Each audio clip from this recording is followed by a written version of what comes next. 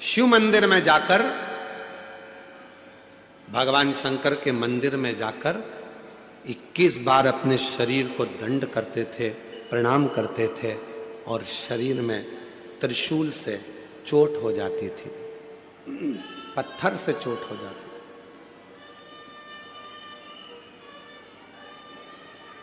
पड़ जाते थे, अपनी चटाई पर, कुशा के आसन पर सो जाते थे। 4 दिन तक शरीर का भंडारा चलता था, उसमें जीव उत्पन्न हो जाते थे, इल्लियां पड़ जाती थी, कीड़े पड़ जाते थे। वो इल्ली और कीड़े उसके शरीर को खाते थे, और 4 दिन का भंडारा पूर्ण करने के बाद वो संत नर्मदा जी की डुबकी लगाता था, और उसका शरीर पूरा की पूरा वापिस वैसा की वैसा ही हो जाता। ऐसे संत के दर्शन भी। जब माई नर्मदा की परिक्रमा हमने करी उस समय पर ऐसे संत के, आज के समय में वो संत मिलना मुश्किल है, वो साधु मिलना मुश्किल है। मेरा निवेदन है मेरी जीजियों, जरूरी नहीं कि आपके पास में करोड़ों रुपए इकट्ठे होंगे तब आप भंडारा करोगे। चुटकी भर थोड़ा सा अन्न लेकर पेड़ के नीचे डाल दोगे तो चींटियां खा लेंगी, वो भी भंडारा है। किसी गौशाला में जाकर यदि थोड़ी सी सेवा कर लोगे वो भी भंडारा है। पक्षी को थोड़ा सा दाना दे दोगे वो भी भंडारा। तालाब में पड़ी हुई बहुत सारी मछलियां हैं, घर से थोड़ा सा अन्न भाग ले जाकर उन मछलियों को दे दोगे वो भी भंडारा है। भंडारा तो वो भी भंडारा। मानो तो मैं गंगा मां हूं और ना मानो तो बहता पानी। जिसने शिव महापुराण की कथा को समझ लिया उसकी जिंदगी सार्थक हो गई। गंगा मां को ढूंढने मत जाओ। जरूरी नहीं कि शंकर जी की पूजन में गंगा का जल होना जरूरी है। शंकर की पूजन में गंगा का जल भले ना हो, पर गंगा जैसी पवित्रता शिव की पूजन में जरूर होना चाहिए। मन की पवित्र। रेणुका और सुकन्या के पास में संत ने आकर कहा कि तुम गंगा के जल को ढूंढने मत जाओ, मंदिर जाओ और तुम्हारे घर का जल भरकर लेकर जाओ। तुम्हारे घर का जल जब शिव जी पे चढ़ेगा, चढ़ते ही वो अपने आप गंगा जल बन जाएगा। उस पे चढ़ा और गंगा जल। गंगा मैया आई, अविरल बहती बहती बहती बहती। कौन उनको रोके? शंकर भगवान ने अपनी जटा में गंगा जी को लाकर विराजमान कर दिया। गंगा जी शिव जी की जटा में जाकर बैठ गई, और जटा में जाकर जब गंगा जी बैठ गई तो गंगा जी के मन में भी एक बार अहंकार आ गया था। स्वयं मां गंगा ने भगवान विष्णु जी के पास जाकर कहा, विष्णु जी के पास जाकर कहा कि मैं गंगा, सारी नदियों में सर्वश्रेष्ठ गंगा, पवित्र गंगा, मैं पवित्र, सारी नदियों में सर्वश्रेष्ठ गंगा, मैं पवित्र गंगा।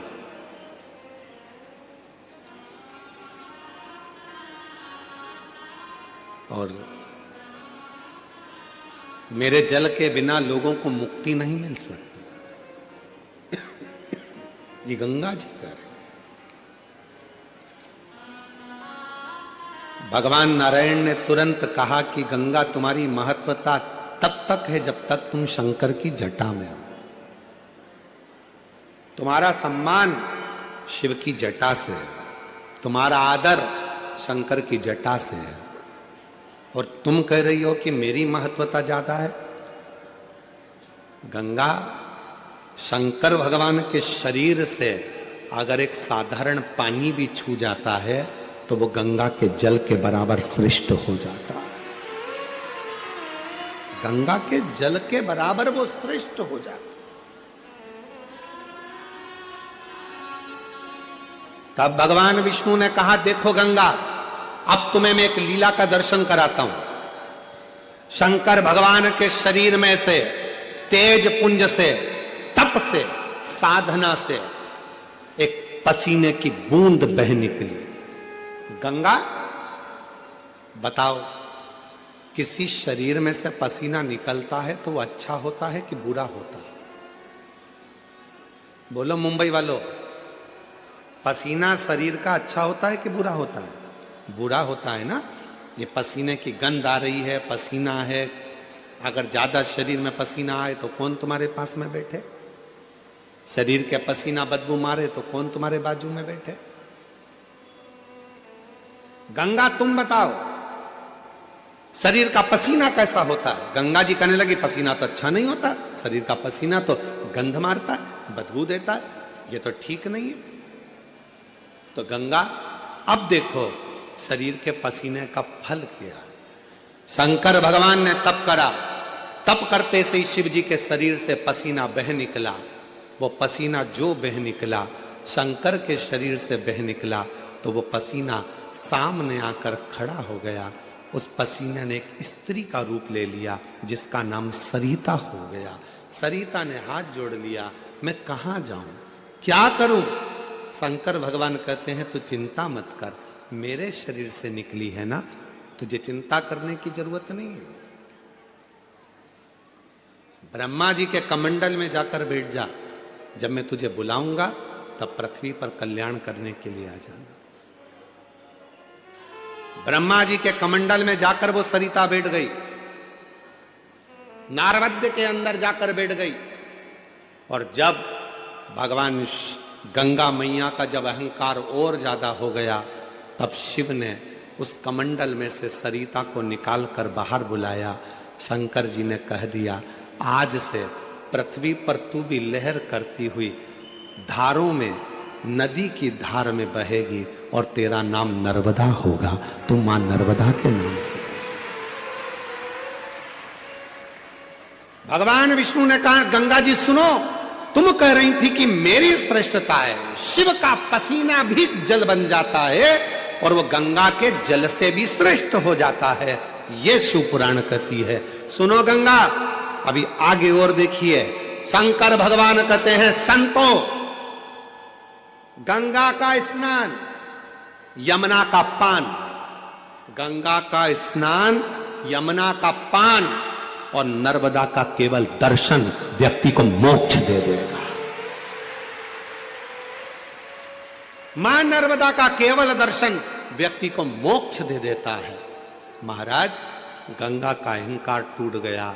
मैं सोचती थी कि मेरे जल से मुक्ति है, पर लोग मुझ में नहाएंगे तो मुक्त होंगे, यमुना का जल का पान करेंगे तो मुक्त होंगे, पर नर्मदा मां, शिव के शरीर का पसीना एक ऐसा भी है कि शंकर के शरीर से निकली हुई वो नर्मदा, जिसका केवल स्नान भी ना करा जाए, पान भी ना करा जाए, केवल दर्शन ही कर लिया मां नर्मदा का तो मुक्ति हो गई।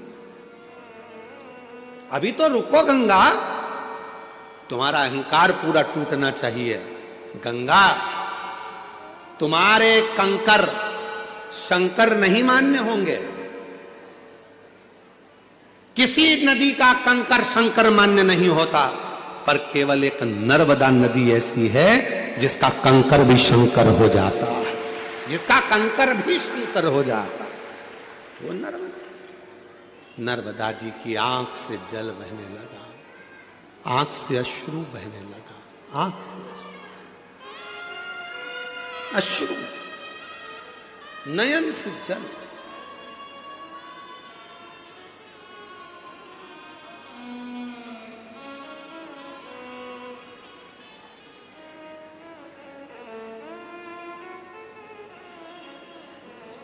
आपके भीतर ये अभिमान ना आए। बहुत सारे लोग हैं ऐसे दुनिया में, बहुत सारे लोग जो अपनी अपनी रोटी सेकने के लिए भगवान को भी विभाजित करने में लगे हैं। कह देते हैं पूजन में गंगा जी का जल होना जरूरी है, कह देते हैं पूजन में अगर ये चीज नहीं होगी तो भगवान पूजा को स्वीकार नहीं करेंगे, पूजा स्वीकार नहीं करेंगे। ऐसे कई लोग बैठे हैं। जो दिन रात अपनी रोटी सेकने में, अपनी रोटी सेकने में लगे हुए हैं, पूजन में ये होगा तो भगवान स्वीकार करेंगे, पूजन में नहीं होगा भगवान स्वीकार नहीं करेंगे, पूजन में ऐसा होगा तो स्वीकार करेंगे, ऐसा नहीं होगा तो स्वीकार नहीं करेंगे। शिव महापुराण की कथा कहती है, मेरी जीजियों निवेदन है आप सबसे, कुछ है पूजन में आपके पास तो ठीक, नहीं है अपने घर से एक लोटा जल भर कर लेकर जाओ, जब शिव को चढ़ाओगे वो गंगा जल अपने आप होता चले जाएगा, अपने आप सिद्ध होगा, अपने आप से। फिर किसी ने कहा शिव जी पे चढ़े हुए जल की इतनी महत्वता क्यों है, शंकर जी पे चढ़ा हुआ जल इतना खास कैसे हो जाता है, शंकर के शिवलिंग पर चढ़ा हुआ जल इतना मूल कैसे हो जाता है। केवल एक 33 कोटि देवता में केवल एक देवता ऐसे हैं जो पूरे वनस्पति को, पूरी पृथ्वी को, पूरे जल तत्व को, अग्नि तत्व को, वायु तत्व को अपने अंदर संजो कर रखते हैं। आप उठाकर क्यों, एक लोटा जल चढ़ाने से राहु ठीक हो जाता है, एक लोटा जल चढ़ाने से केतु ठीक हो जाता है, शनि ठीक हो जाता है, बुध ठीक हो जाता है, मंगल ठीक हो जाता है, बृहस्पति ठीक हो जाता है, नवग्रह देवता सब शंकर के जल से ठीक हो जाते हैं। क्या है ऐसा कि शंकर का जल चढ़ते से वो औषधि बन जाता है, शिव जी पे जल चढ़ा उसको पियो वो औषधि का काम करता है। आखिर उस जल में ऐसा क्या हो जाता है, तो शंकर भगवान का पूरा विग्रह देखिए, शिव के मस्तक पर जटा में कौन बैठी है, जम के बोलो, गंगा मां, और उसी जटा पर बाजू में साइड में कौन बैठे हैं, चंद्रदेव, साइड में कौन बैठे हैं, चंद्रदेव। कभी आप में से कोई ऐसा व्यक्ति है जिसने शंकर जी की जटा पर चंद्रमा को गलते हुए देखा हो, किसी ने चंद्रमा को बड़ा होता हुआ देखा हो, चंद्रमा समाप्त होते हुए देखा हो। केवल एक मेरे देव अधिदेव महादेव शंकर ऐसे हैं जिनके मस्तक पर जो चंद्रमा शंकर ने द्विज का रख लिया, वो चंद्रमा ना कभी घटता ना कभी कुछ होता, वो कभी समाप्त नहीं होता। क्यों? क्योंकि चंद्रमा को शिव जी ने कहा था जो मेरे पास में आ जाता है उसको घटने नहीं देता, उसको बढ़ने देता हूं मैं, बढ़ने देता, वो घटता नहीं है। शंकर भगवान को जल चढ़ाने वाला घटता नहीं है, वो बढ़ता है। शिव के मस्तक पर गंगा है, शिव के मस्तक पर चंद्रमा है। और याद करो राहु केतु की कथा श्रीमद् भागवत कथा में, आपके मुंबई नगर में बहुत श्रीमद् भागवत कथा होती है, आपने कई बार सुनी होगी। भागवत जी में वर्णन आता है जब शीश कटा केतु का, राहु प्रकट हुआ, जब मालूम पड़ा सबकी सब समाप्ति का बिंदु आने लगा, राहु केतु को मारने का समय आने लगा, तब क्या करें, राहु और केतु दौड़ कर गए शिव जी के पास, हमारे को कृपा करो, अपने पास में जैसे चंद्रमा को रखा वैसे हमको रख लो। भगवान ने उस राहु केतु को भी जहां चंद्रमा को विराजमान करा, उसी के नीचे शंकर भगवान ने राहु केतु को भी विराजमान कर दिया। फिर आए सूर्य, फिर आए बुध, मंगल, बृहस्पति, सारे शनि, सब ग्रह आकर खड़े हो गए। बाबा कृपा करो, वो लंकापति रावण अपने पांव के नीचे हम ग्रहों को रखना चाहता है, हम ग्रह पांव के नीचे नहीं रहना चाहते, कृपा करो।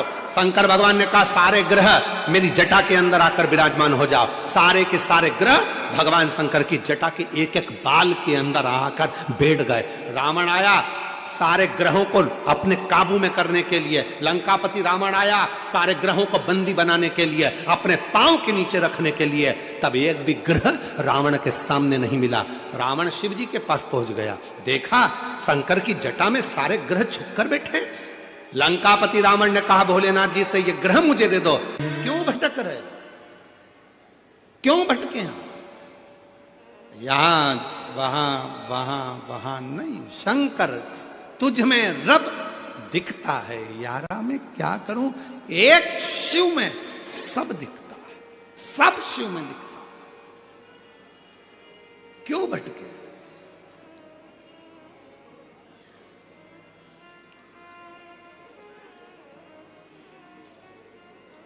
कई माताओं की आदत रहती, मंदिर में दिया लगाती हैं तो विचार करती हैं गणेश जी बैठे हैं उनको तो घुमाया ही नहीं, फिर इधर भी बैठे हैं इनको तो घुमाया ही नहीं, इधर बैठे हैं इनको तो घुमाया ही नहीं। कई कई घरों में तो चाबी के किरिंग में भी अगर भगवान है तो उसको भी पूजन में रख के उनको तो नहलाया ही नहीं, उनको भी रखते उनका भी स्नान कर। मतलब अभी भी भेद है तुम में कि सब देवता अलग है। बस एक ही जगह पर तुम ये देखते हो कि भगवान को हमने अलग अलग अलग अलग सबको चंदन लगा रही, सबको सबको सबको, चावल भी सबको लगा रही है, आरती भी सबकी कर रही है।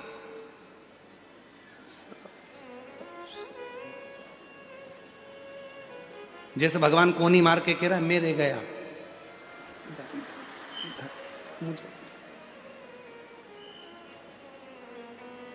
अब जब तू सबके लिए आरती कर रही है, सबके लिए चंदन लगा रही है, सबके लिए पूजन कर रही है, तो फिर आखिरी में फिर वो प्रसाद रखती है, तब प्रसाद तो इतनी सी कटोरी में लेके आएगी, और इतना सा प्रसाद, इतने सारे देवता। गणेश जी कह रहे हैं शंकर जी से, मैं खाऊं कि तुम?